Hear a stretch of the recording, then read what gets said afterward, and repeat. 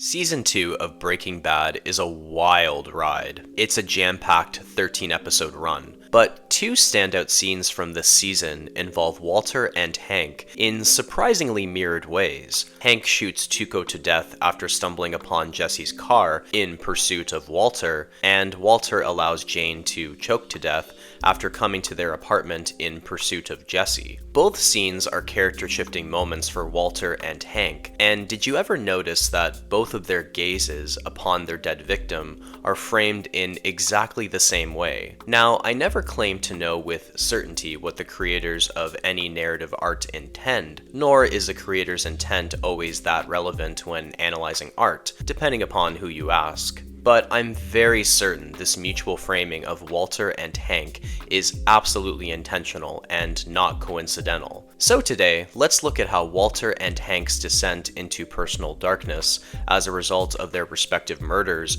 are mutually framed and what that says about their character arcs. If it's your first time here, my name is Quentin.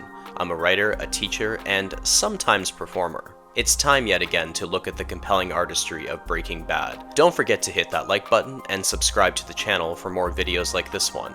Let's get into it.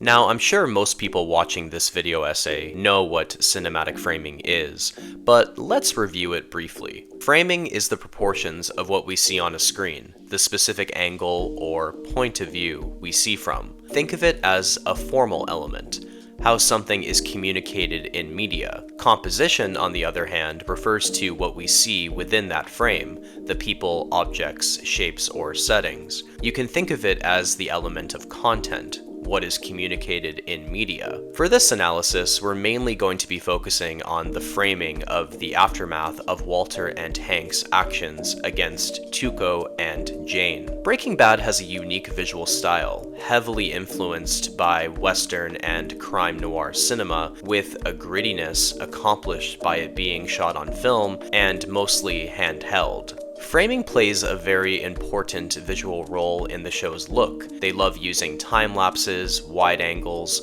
point of view shots from an object, and most importantly for this analysis, wide and closed shots. In an article discussing some of these framing techniques by Justin Morrow, he defines this wide and closed shot as making, quote, use of depth of field that contrasts a foreground object with a wide view beyond. The distant, epic feel of the wide shots with the impartial witness feeling of an object POV. Often occurring right before a frenzy of activity, the wide and closed shots serve as a calm before the storm moment, providing a sense of foreboding, end quote.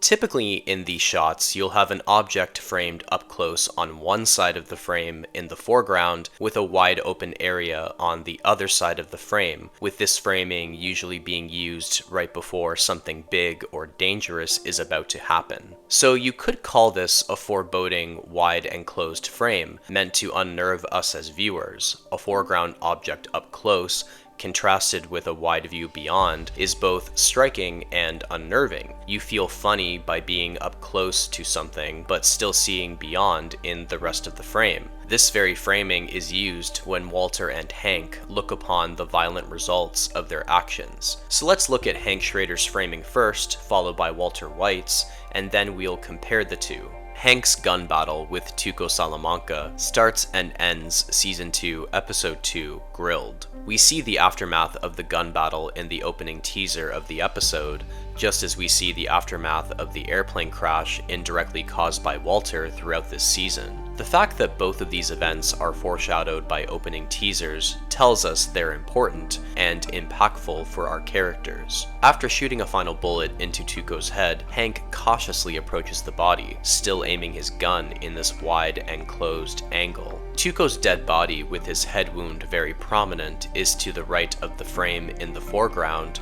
with Hank pointing his gun beyond and above him to the left of the frame. In this shot, Tuco, now dead, is no longer a threat, but a lifeless object, as dictated by the framing. A wide and closed shot is normally reserved for objects in the foreground with a particular atmosphere beyond. Human characters usually aren't featured in this type of framing, but Tuco is close and to the right in the foreground, therefore objectifying him. Although Tuco's face is more prominent in the frame compared to Hank's, Hank is the living character, the subject peering down upon an object. You could say Hank psychologically spends his time as a DEA agent objectifying and dehumanizing criminals like Tuco so as to not get overly emotionally involved, but it seems like he's never been directly in a gunfight like this before. Suddenly Tuco is no longer a theoretical possibility, he's a full-blown human criminal threat that Hank has to defeat. Hank walks towards Tuco's body from the left of the frame. Going from left to right is visually more satisfying for our eyes since we read from left to right,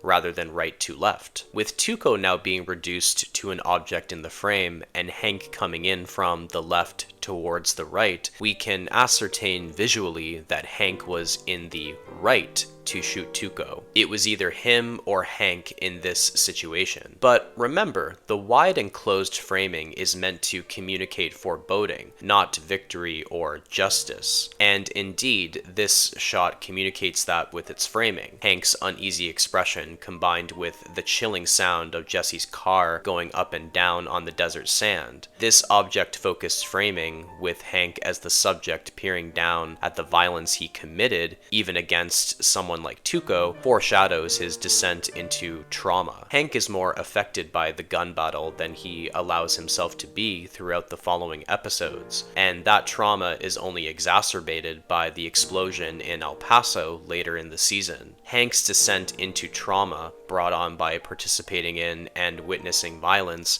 begins with this careful framing. He's never the same after peering upon Tuco Salamanca's dead body.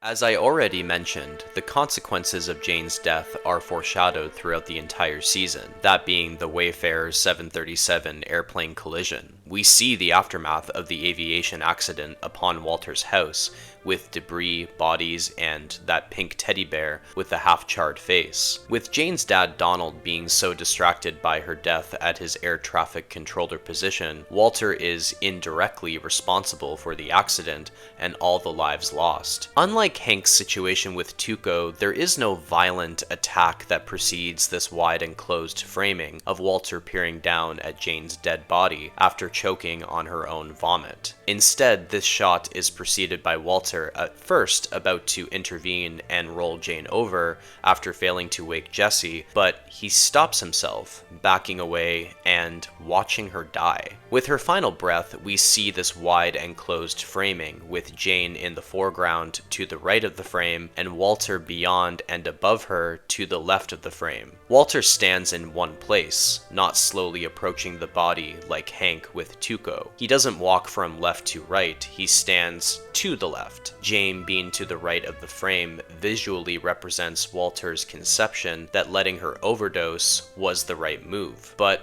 unlike Hank, Walter has less of an immediate justification for indirectly killing her. Tuco was actually a physical threat to Hank, whereas Walter saw Jane as a psychological threat to Jesse, and by extension to his own growing desire for power, control, and money in the drug world. Hank approaches from the left towards the right, whereas Walter stands firmly to the left often being associated with negative connotations. Walter peers down from his stance to the left onto the dead body of Jane to the right, communicating that he may think he's in the right by allowing her to die, but his position to the left of the frame with no movement says very differently. Walter barely knew Jane, only having a few negative and tense interactions. Thus, he objectifies and dehumanizes her the same way Hank does with Tuco. She's someone standing in his professional way, again similar to Hank's conception of Tuco Salamanca. The framing makes Jane into an object and Walter into the subject, but his expression is out of focus in the frame, unlike Hank's expression, which I think once again communicates visually that Walter's inaction on Jane's life was truly unnecessary. The object-focused framing, with Walter as the subject looking down at the indirect violence he committed, foreshadows his descent into criminal ruthlessness. This descent truly begins with his choice to let Jane die, as visually exemplified by the wide and closed framing meant to foreshadow the immoral direction he's heading in. Walter, Walter is never the same again after peering upon Jane Margolis's dead body. While both shot compositions are framed exactly the same way and serve to foreshadow a turning point in the arcs of both characters as a result of their killing another person, the descent they undergo resides in different moral spaces. Hank in focus and approaching from left to right in the frame signals this murder was justified, but it will impact him going forward. Walter being out of focus and standing to the left of the frame signals this indirect murder was not justified, and it will mark a point of no return for his questionable moral compass in the drug trade. But to be fair, Walter does go in and out of feeling guilty, like when he tries to burn the money, or when he brings up Jane to Jesse during their fly ordeal in the next season. It's interesting because both Walter and Hank stumbled upon their victims by seeking out family through Jesse Pinkman. Hank tracks down Jesse's car to find Walter, and Walter arrives at Jesse's apartment after being told, ironically by Donald Margolis, not to give up on family. Not to mention, Walter and Hank are family themselves. There are other parallels between Walter and Hank throughout the series, but to me, this is one of the most subtle ones. They both found themselves accidentally in a situation where they were confronted with the personal necessity of killing an enemy, with the framing foreshadowing their descent into darkness, but darkness of different kinds. Hank descending into traumatic darkness, and Walter descending into immoral darkness. They're both framed in the same way to foreshadow this descent, but the slight differences in the composition and the difference in situational context communicates their opposite paths. Hank will further be traumatized, and Walter will further be demoralized.